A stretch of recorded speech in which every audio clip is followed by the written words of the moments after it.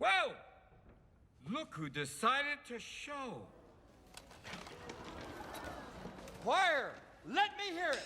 Too late. Too late. Too late. Too late. Too late. Too late. Too late. God's on time. You are very late. It's your first offense. We'll let it slide. It happens again, I'm telling the big guy. And I'm not talking about Larry Carmichael over there on drums.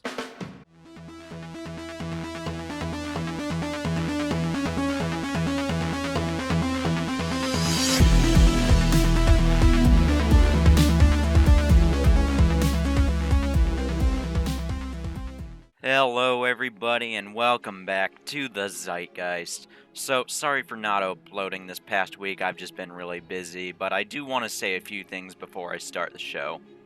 First, thank you all so much for your support and kind words over the past 2 weeks that I've been doing this. I'm blown away and I cannot thank all of you enough.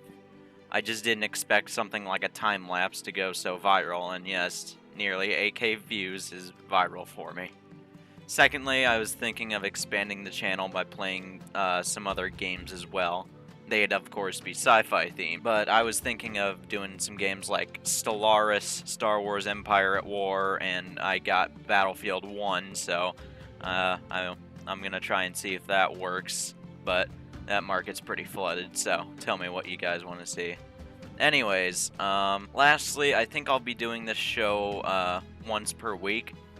Just talking to all of you about the news we've received from CIG, instead of doing multiple separate videos. If big news does go out, I'll be reporting on that, but otherwise, I think a weekly show on everything is probably the best thing to do for Star Citizen. So anyways, this week we've heard a lot more about the Polaris, how the Javelin is coming along, planetary audio, some new stuff about dynamic camera angles that we can control ourselves.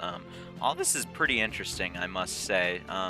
So let's start off with, we met a guy, he's a concept artist named Dan Joustra, I hope I said that right. As he took us through the white boxing of the Polaris Corvette, we got to see a lot of the base components and how exactly most of it's going to be organized in the long run. He went and talked about how he came up with some of the designs for the ship, and how it's focused for its quick strike mentality. We also get to see in the white boxing that the captain's chair isn't as bunkered as it seemed in the original concept art, although both are likely subject to change. We get to see a lot on the living quarters, very nice by the way, like the pool table. Along with that, the new slanted corridor designs are coming along and will probably be useful in the unfortunate case of a boarding defense. Moving along, we got to sit down with senior technical designer Steve Tuberfield as he shows us progress on the new dynamic camera angles they're working on. This system would make it so you can control camera direction, distance from you, lens size, and even give you the ability to make dynamic cinematic features. Really great stuff. Next on Ship Shape, we got to see how the design team made the Javelin look so amazing at CitizenCon demo. They say most of their inspiration they had was given to them by pictures of modern-day decaying ships and scrapyards. Another point I found funny was that not only did they get inspiration from the latest Star Wars movie with the crashed Star Destroyer, but they also took themes from films like Mad Max, and well, it clearly shows.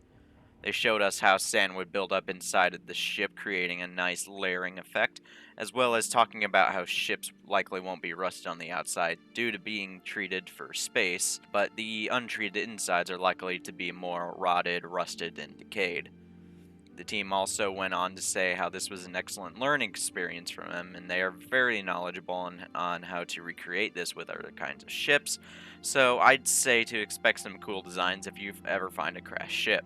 The design of the crashed Javelin is also partly what inspired the character design team to create the Sand Nomad designs that we saw during the CitizenCon livestream.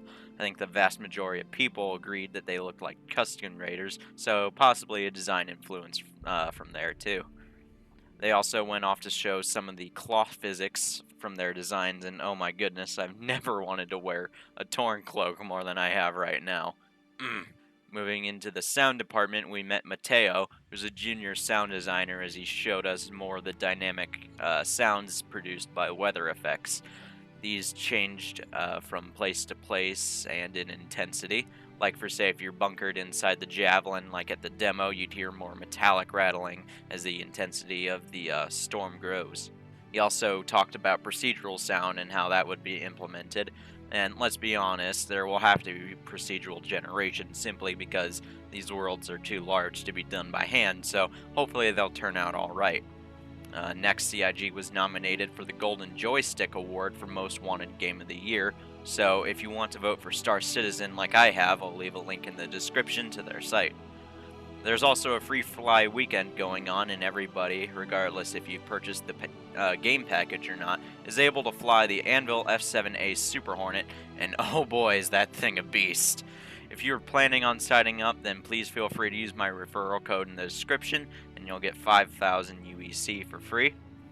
Anyways, that was this week in Star Citizen. Sorry it's a bit late, but again, I've just been catching up with work and whatnot, so hopefully I can get this as a regularly scheduled content out to you guys, so both this channel and the community can grow. We've also passed 50 subs and 10,000 views, believe it or not, in just 2 weeks. So again, everyone, thanks for all this. I'm excited to keep growing on this platform. Lastly, before I end this, I just wanted to say I'm working on a pretty big project for this channel, and it'll take a bit of time to complete, but trust me, it's pretty nice. I think you'll like it. Anyways, I've held you here long enough. Thank you all for support. You have no idea how much it means to me. So thanks for watching, and I'll see all of you in the next one.